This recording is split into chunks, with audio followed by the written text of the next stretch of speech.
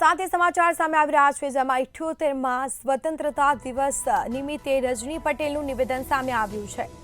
તો આ સાથે સમાચાર પ્રાપ્ત થયા। સ્વતંત્ર પર્વ નિમિત્તે સૌ નાગરિકોને શુભકામનાઓ પાઠવી છે।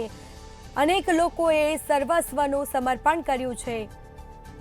આ સાથે જ દેશની આઝાદી માટે તમામ મહાપુરુષોને વંદન પણ કર્યા છે। રજની પટેલનું આ નિવેદન સામે આવ્યું છે। દેશના સીમાડાને સુરક્ષિત કરવામાં આવ્યા। નરેન્દ્રભાઈ દેશ પહેલા, દેશ સર્વોપરી માટે કામ કરે છે। તો આ નિવેદન સામે આવ્યું છે। એક ભારત શ્રેષ્ઠ ભારત દેશના નાગરિકોનું કર્તવ્ય છે કે દેશ માટે કામ કરીએ। રજની પટેલનું આ નિવેદન સામે આવ્યું।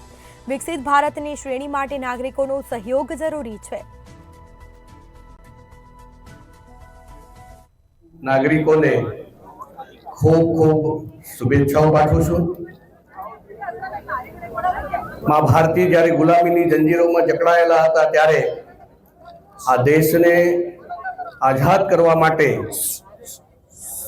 અનેક લોકોએ પોતાના સર્વસ્વનું સમર્પણ કર્યું છે।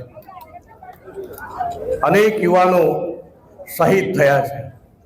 સેંકડો યાતનાઓ સહન કરીને આ દેશને આઝાદ કરવા માટે જે મહાપુરુષોએ પોતાના સર્વસ્વનું સમર્પણ કર્યું છે, એવા તમામ મહાપુરુષોના ચરણોમાં હું આજે નતમસ્તક વંદન કરું છું। એમના પરિવારને વંદન કરું છું કે એમના કારણે આ દેશને આઝાદી મળી।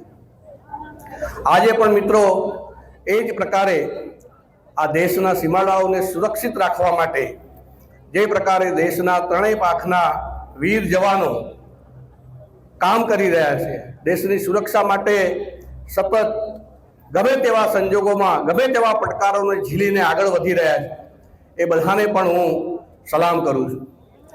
મિત્રો, આ દેશમાં